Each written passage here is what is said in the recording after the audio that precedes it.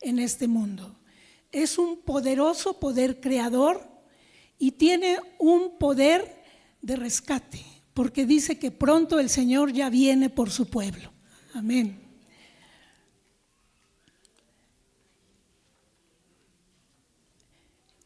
Cristo es nuestro creador.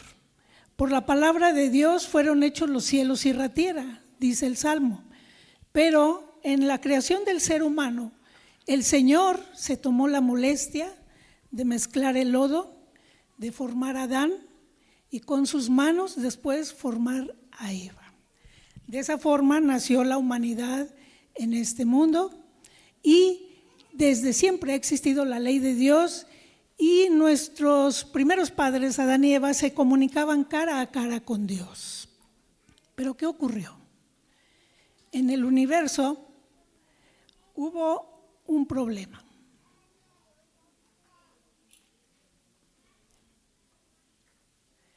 En el cielo, antes de su rebelión, Lucifer era un ángel honrado y excelso, cuyo honor seguía al del amado Hijo de Dios.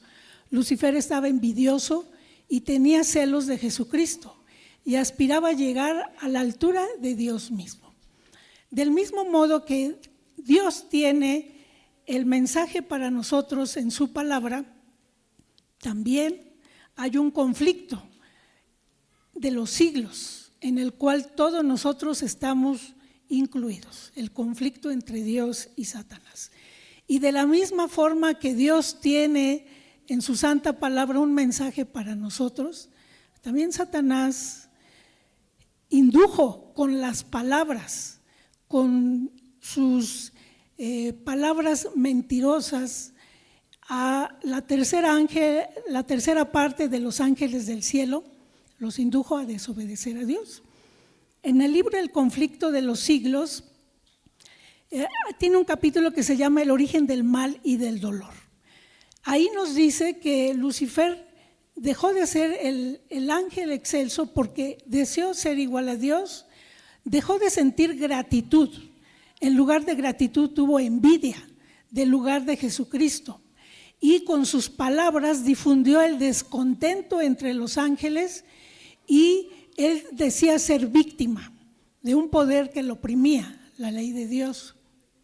Y él en sus discursos aseguró libertad a quienes lo siguieran en su rebelión. Vamos a ver más adelante que estos discursos se repiten en la actualidad y se enarbolan varias banderas repitiendo estos mismos, porque la Biblia dice que fue en el pasado, va a ser lo mismo que va a ocurrir y que está ocurriendo. También la Biblia nos enseña que Satanás fue expulsado y desde entonces se ha dedicado a acusarnos, nos induce a pecar y luego va ante Dios y nos acusa. Y esto es lo que nosotros hacemos cuando acusamos y señalamos a nuestros hermanos. El dedo acusador es algo que al Señor no le agrada, porque es la labor que hace Satanás, acusar, señalar el error de los demás, sin ver el propio nuestro. Por lo tanto, las Sagradas Escrituras nos aconsejan tener cuidado con las palabras que decimos. En la lengua hay poder de vida y muerte, dice Proverbios 18:21. La lengua es un órgano que tiene 8 músculos. Y el capítulo 3 de Santiago, les invito a que en casa lo lean con calma, porque Santiago 3 nos describe toda la maldad que puede haber en nuestra lengua cuando no está santificada por el Espíritu Santo.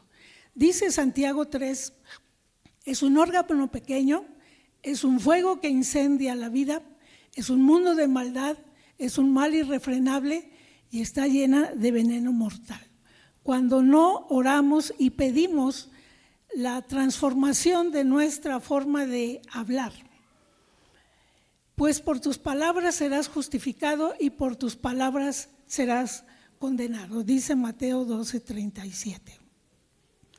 Por otro lado, la Biblia nos aconseja que cuando estemos afligidos, que oremos, que pidamos la ayuda del Señor. El Señor promete en el Salmo 23 estar con nosotros en el valle de sombra y de muerte. En este mundo tendremos que pasar por dificultades. Sin duda, todos hemos enfrentado dificultades, enfermedades, accidentes, pero el Señor promete estar con nosotros en el valle de sombra o de muerte. Y si estamos contentos, ¿qué dice ahí que hagamos? Que cantemos alabanzas. Y aquí dice en San Mateo 15:11, porque lo que sale de la boca viene del corazón, y cuando no estamos santificados por el Espíritu Santo, contamina a la persona. Y en la actualidad hay distintas banderas que repiten los discursos satánicos con los cuales Satanás indujo a la tercera parte de los ángeles en el cielo. Se enarbolan esas banderas bajo un sistema que fue inventado, vamos a decirlo en un momento, bueno, más bien Karl Marx, inspirado por los escritos de Adam Weishaupt, escribió el manifiesto comunista, en el cual él decía que iba a acabar con toda religión, con la familia, y en la actualidad todas estas banderitas repiten esos discursos, y en unos momentos vamos a hablar solamente de una de ellas, que es el feminismo. El autor del feminismo es un par de hombres, más bien tres. Marx, que dio la base, y después vino Engels, porque Marx dividió a la humanidad en dos equipos, los opresores y los oprimidos. Después Engels, ahí está la evidencia, en su libro La familia, estableció que el hombre en la familia es el opresor y la mujer es la oprimida. Él decía en su libro, el hombre es el burgués y la mujer el proletariado, consideraba la familia como una institución a la que había que destruir. Y más tarde Trotsky, un ruso, confirmó en su libro escrito sobre la mujer, que es la base del feminismo, que la familia dejará de existir, su meta es destruir el hogar, el género y eliminar a Dios. Entonces vemos cómo el conflicto que se originó en el cielo persiste en nuestros días bajo nuevos nombres, pero sigue siendo lo mismo. Y les traje aquí una forma de medir la violencia, porque ahora la violencia, en la antigüedad y en algunos sitios, la mujer es oprimida, pero ahora es el hombre. El hombre es el violentado, el discriminado, el ignorante, el que es ignorado y al que se le culpa de todos los males de la humanidad.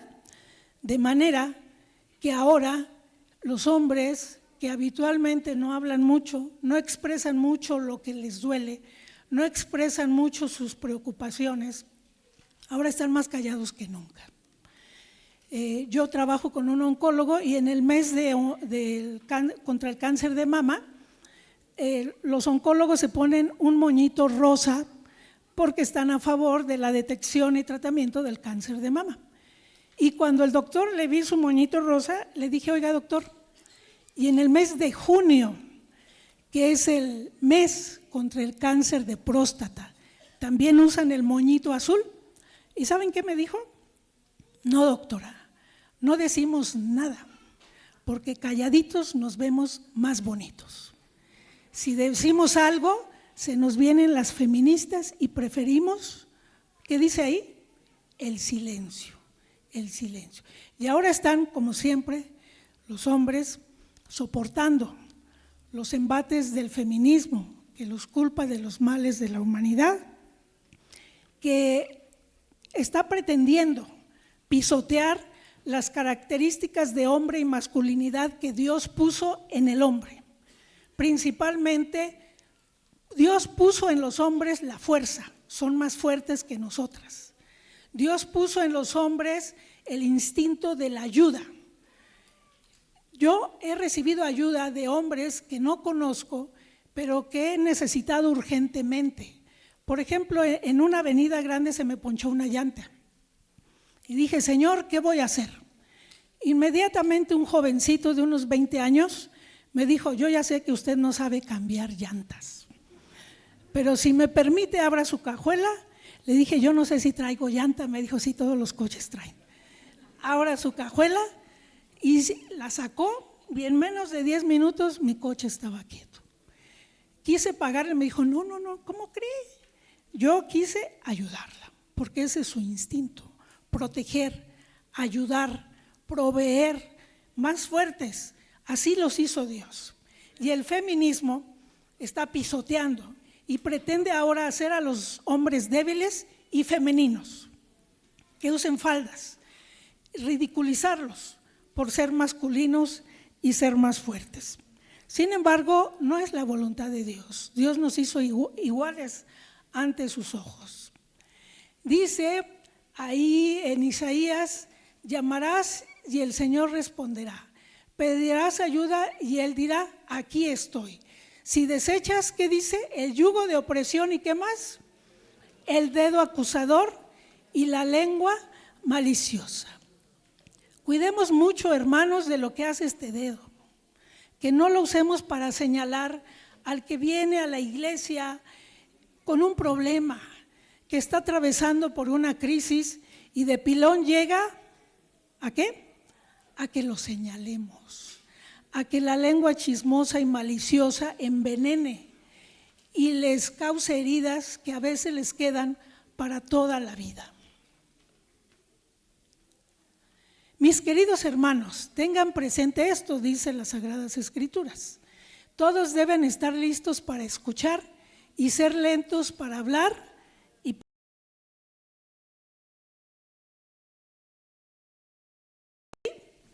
si guarda silencio. Hermanos, hay veces en los que hay que guardar silencio. Se le considera prudente a un necio si cierra la boca. Pensemos realmente si lo que vamos a decir vale la pena, si no va a lastimar a la persona con la que estamos hablando. Sin embargo, aquí la Biblia dice, el que es bueno de la bondad que atesora en el corazón produce el bien, pero el que es malo de su maldad produce el mal, porque de lo que abunda en el corazón habla la boca. ¿Qué tenemos en el corazón? Pues de eso hablamos. Efesios 4:29 dice que sus palabras contribuyan a la necesaria edificación y sean de bendición para quienes escuchan. Y en el libro El Ministerio de la Bondad dice que si nosotros tuviéramos cuidado al hablar, si fuéramos bondadosos, donde hay una conversión se producirían 100. Qué tremendo es el poder de las palabras que usamos al dirigirnos al prójimo. Y al hablar, dice este libro, Soldados de la Oración, no usemos la culpabilidad, no culpemos, no señalemos. No usemos el temor a la compulsión para motivar, no avergonzar a la gente, para obligarlos a participar. Jesús se comunicaba cara a cara primero con Adán y Eva y cuando estuvo en este mundo, pues muchas personas tuvieron la bendición de verlo cara a cara, de escuchar su mensaje, pero a él específicamente tenía un grupo con el que le gustaba convivir, comunicarse. Jesús fue el ejemplo para nosotros, él era social, le gustaba convivir. ¿Qué palabras diría que aún los niños lo buscaban para estar con él? A él le gustaba comer con sus amigos, con sus discípulos. Ahí tenemos la cita de Juan 21:10. Los discípulos estaban pescando y les dijo, traigan algunos de esos pescaditos que acaban de sacar y vengan a desayunar. Jesús mismo los invitó a compartir los alimentos. ¿Qué desayuno habrá sido eso? Porque era un desayuno. ¿Cuántos desayunan pescado? Pues no tenemos esa costumbre nosotros, ¿verdad? Pero hay países donde en estos tiempos sí desayunan pescado. Ahí en Berlín vimos que había pescado y hasta crudo y cocido, había el que usted eligiera. Pero Jesús desayunaba pescado porque él vivía en un lugar de pescadores. Y es importante, de acuerdo con el ejemplo de Jesús, la convivencia, hermanos. Hemos visto la hermosa muestra de los niños que fueron a los campamentos, que conviven. Eso es necesario, hermanos. Es necesario que nos reunamos en esta iglesia a convivir. Es una necesidad. Dios nos creó para ser sociales. Y aquí hay varios estudios que han demostrado que los efectos del aislamiento, la soledad y la exclusión social tienen el mismo efecto negativo en la salud que el hecho de fumar. Entonces, Dios estableció la necesidad en el ser humano. Dios dijo, no es bueno que esté solo el hombre y la mujer, tenemos necesidad de convivir. Y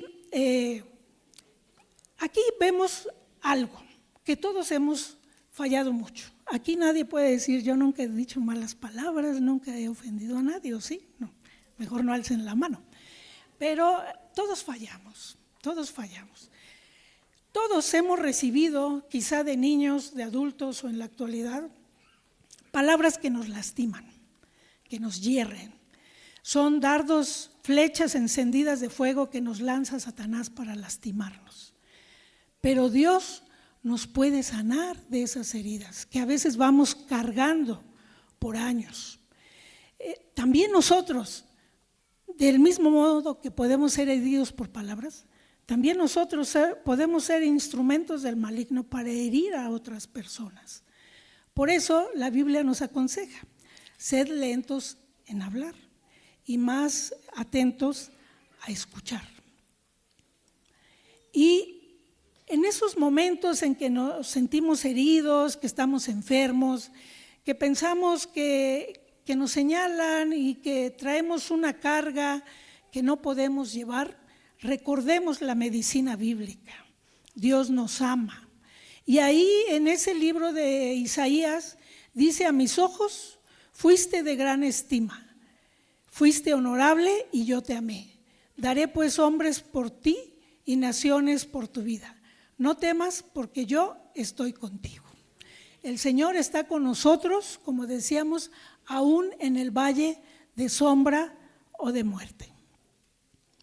Y también el Señor nos exhorta a que usemos las medicinas que Él dejó en sus sagradas escrituras. La Biblia abunda en exhortaciones a la alegría, al gozo, a la oración. Dice ahí, estad siempre gozosos. Eso es una orden. Vean el tiempo imperativo, estad siempre gozosos. Otra orden, orad sin cesar. Y otra orden, la tercera orden, dar gracias en todo. Vemos que una de las causas por la que un ángel excelso se volvió en Satanás es porque dejó de sentir gratitud hacia Dios. Nosotros debemos dar gracias a Dios en toda situación en que nos encontremos. Y la oración. La oración es un arma poderosa que Dios pone a nuestra disposición. Éxodo 15:3 dice, el Señor es un guerrero, el Señor es su nombre. Jesús es el guerrero modelo.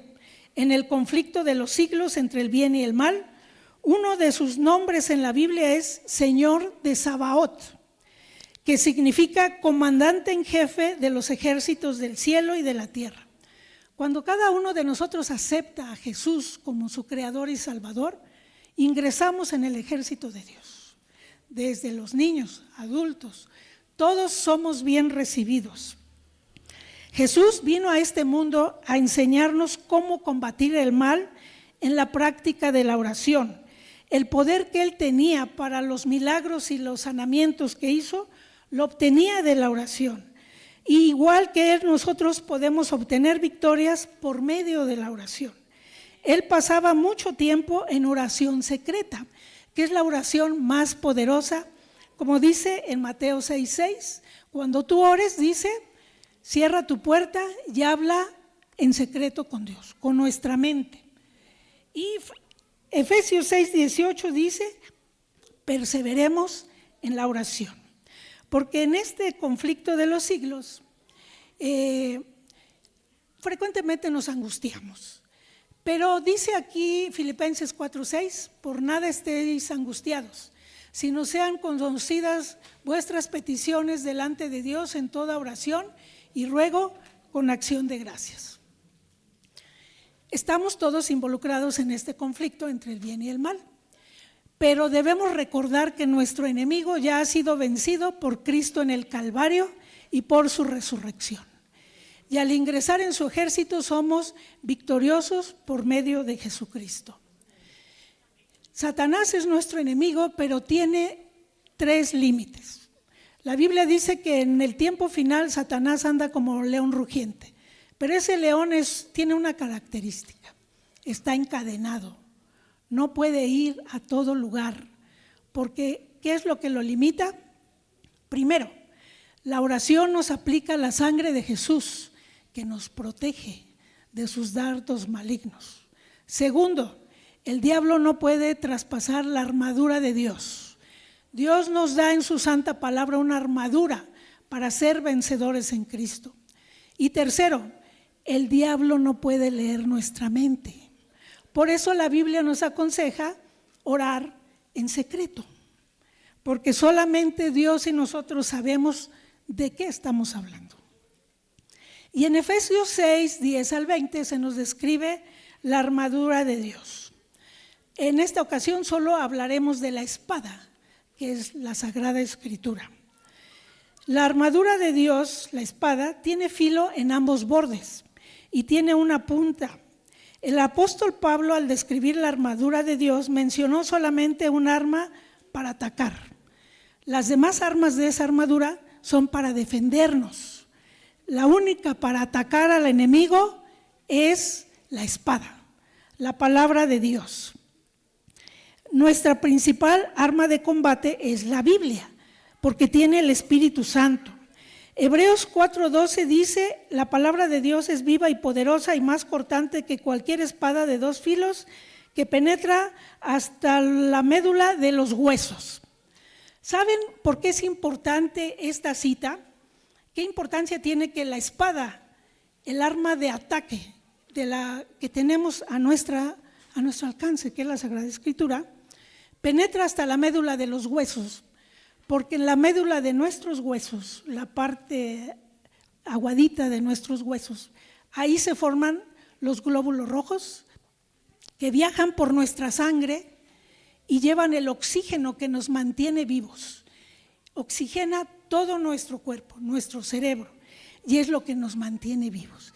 Y antes de que Vesalio empezara sus estudios sobre la anatomía humana y se supiera dónde se forman los eritrocitos, las células que nos mantienen vivos al oxigenarnos, ya la Biblia lo estaba diciendo.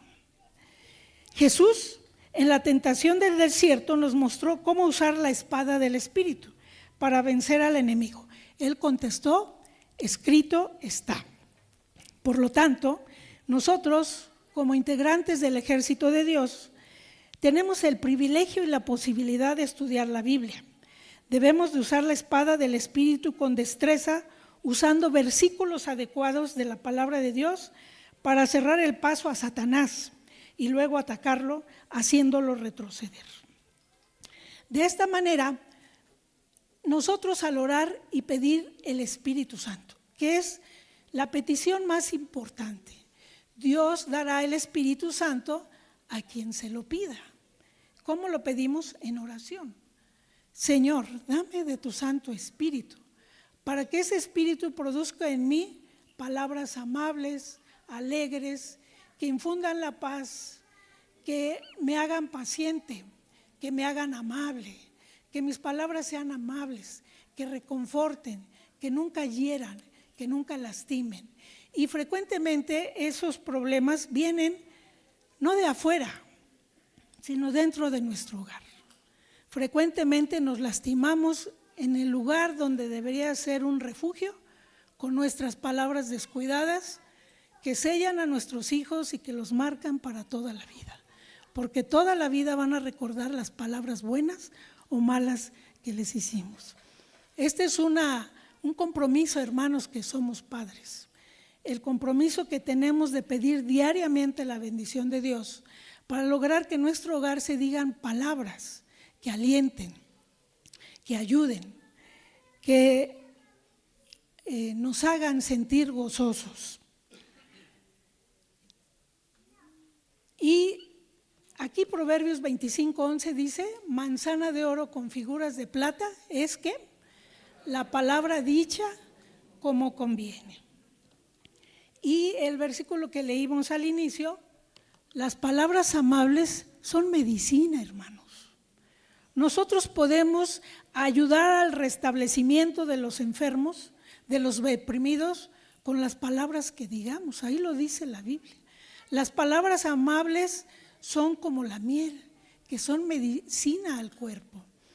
Entonces es muy importante que reconozcamos primero, porque primero hay que reconocer que todos nos equivocamos, pedir perdón a Dios por esas palabras que dijimos mal, pedir perdón a nuestros hijos por las palabras que los lastimaron y que se llevan toda la vida. Y en esta hora también damos gracias por este cuarteto de jóvenes, gracias, porque la música también es una medicina. Damos gracias a Dios porque hay jóvenes que dedican su tiempo y su esfuerzo, su talento a alabar el nombre de Dios. Y la música es muy importante, hermanos, nos eleva a la presencia de Dios, se utiliza también para curar a los enfermos. En las cirugías frecuentemente ponemos música que tranquiliza al enfermo y le ayuda a la inducción de la anestesia antes de la cirugía. Entonces la música es una bendición que tenemos. Y también tenemos otra bendición. En esta mañana mi hijo José Samuel también se une a estas alabanzas que se elevan hacia nuestro Dios, para honra y gloria de su bendito nombre. La letra del himno que él va a desempeñar, a interpretar, habla del amor de Dios, lo grande que es el amor de Dios y cómo ese amor de Dios se demuestra cada momento en nuestras vidas.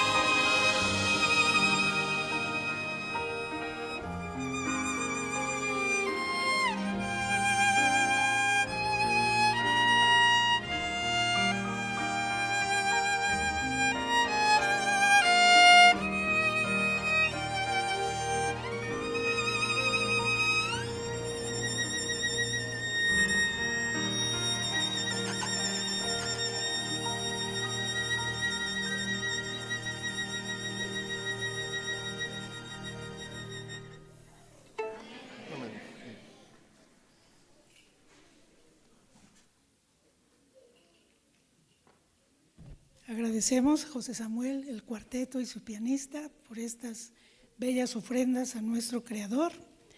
Y vamos a entonar el último himno y a dar las gracias a la familia Nava Moratilla, que fue la familia que estuvo aquí acompañándonos en la plataforma. Gracias, hermanos de la familia Nava Moratilla. Y entonaremos el canto final.